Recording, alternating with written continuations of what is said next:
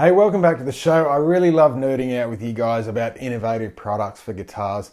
And I've just recently discovered the unlock nut from Graphtec, and it's a direct replacement for the Floyd Rose lock nut on the guitar.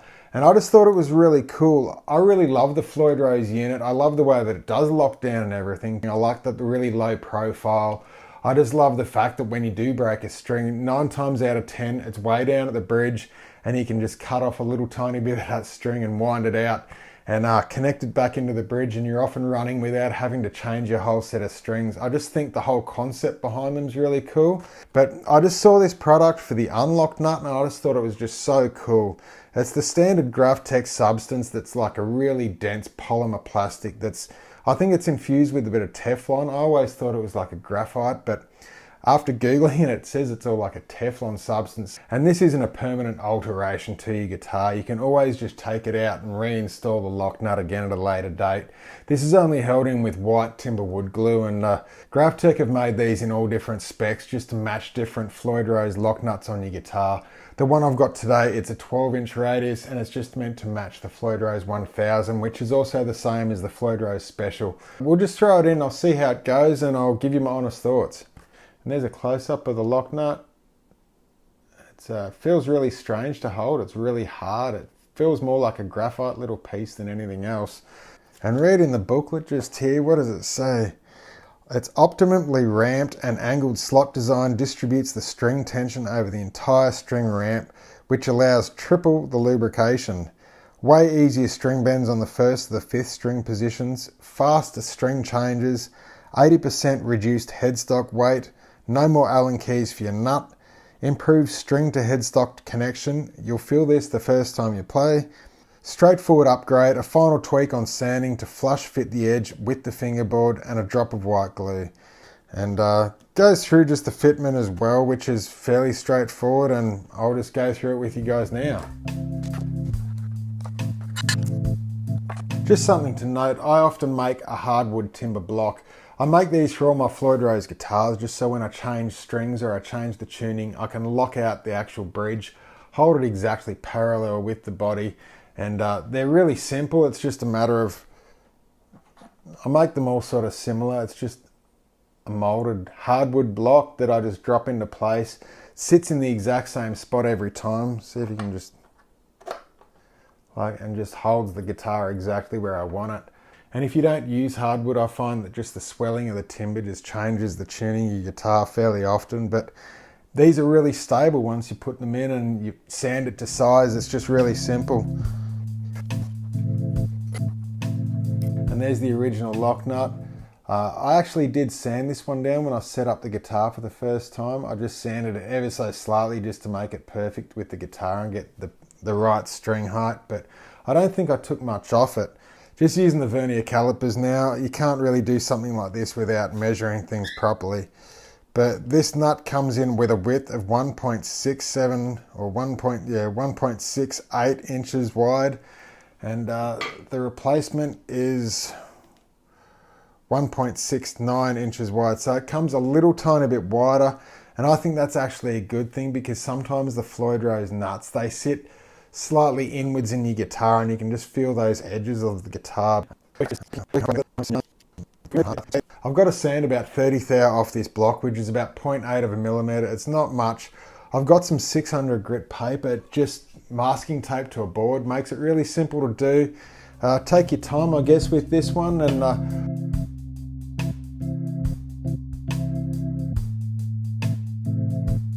I'm just matching it. I just swap it over and I'm matching it with the original. I had this at the exact height and I was really happy with the action of the guitar, so I'm just swapping them in and out. I'm just leaving on the E and E strings, and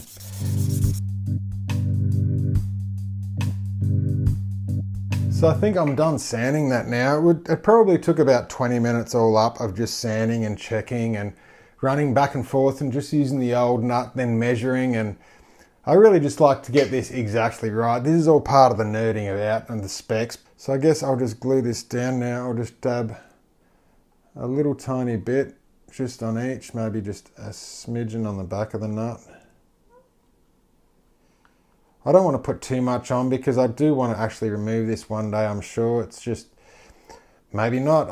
I don't know. I just don't like things being absolutely permanent if they don't have to be.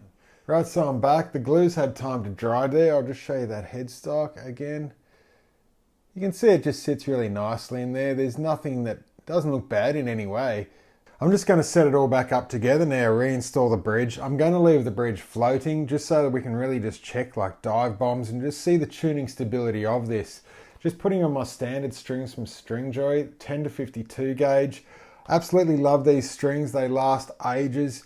If you want, you can buy them just so that you can get them in real custom sizes just to match how you play in the guitar that you want. There's no extra fee for getting them in your own custom sizes, but for me it's 10 to 52 with a 10, 135, 17, 30, 40 and 52. They just sound really good. There's the unlock nut installed on the guitar. It's got quite deep grooves in it, so the strings aren't going to fall out of that. Especially on like these Jacksons, they don't have much of a sloping headstock. I'll just put back in that small piece just there, just so it deadens the strings. I don't like having string noise. And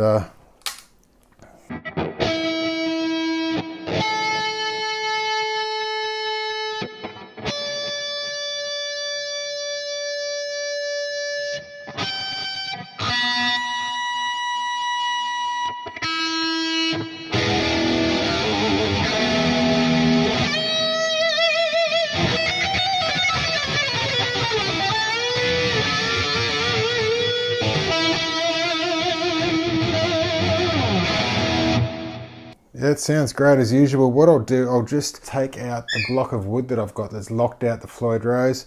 I'll put the spring back in and we'll just see exactly how it goes and holds tune, I guess. But it's back to a floating bridge. This is the tuning right now.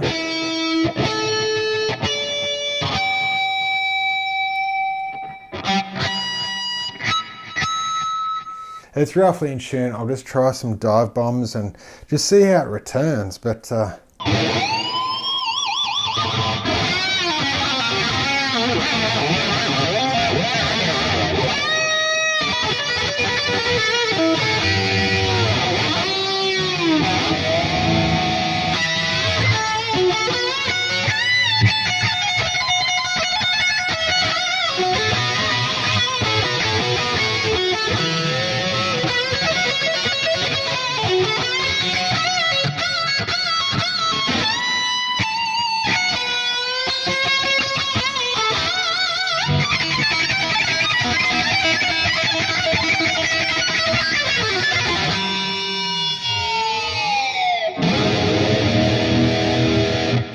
just check the tuning.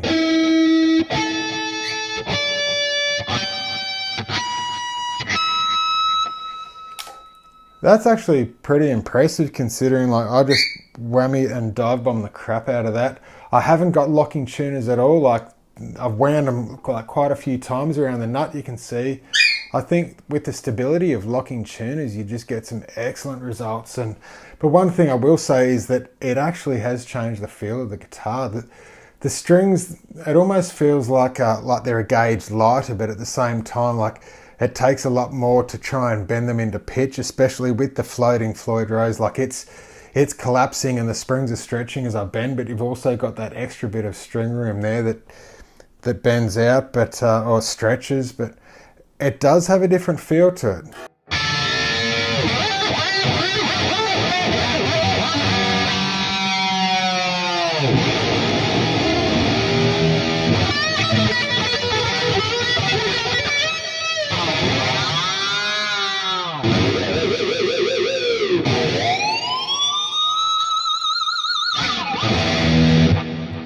And we'll just check that.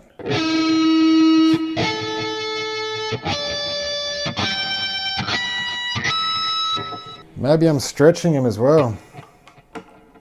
It's a bit hard to say when they are brand new strings.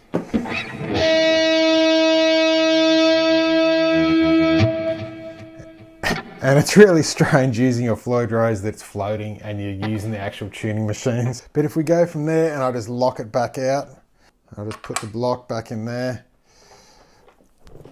And this is how I'll be using this guitar. I really like it when it's locked out and just get that really sort of solid feel, like a hard tail, but it's got the feel of the Floyd Rose. And when you break a string, you can just fix it up in situ and get back to playing.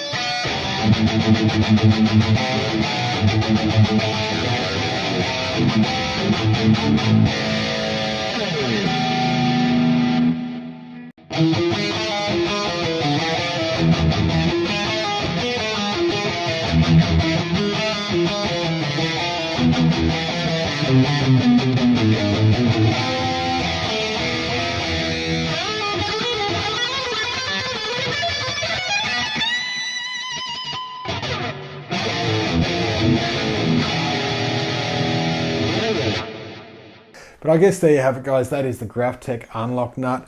It was just really cool to check out in today's show and just see how it goes. The tone is fantastic. Tuning is actually really surprising. I will come back with the ratio tuners on a later video and just have those locking tuners just so we don't have all the excess string here. And we'll go through a whole heap of whammy bar dives and try and really knock the whole thing out of tune. But I think it's just really good. The strings seem to slide across there really easily and gives your guitar a whole different feel, but sounds great. But until next time, guys, take care and I'll see you.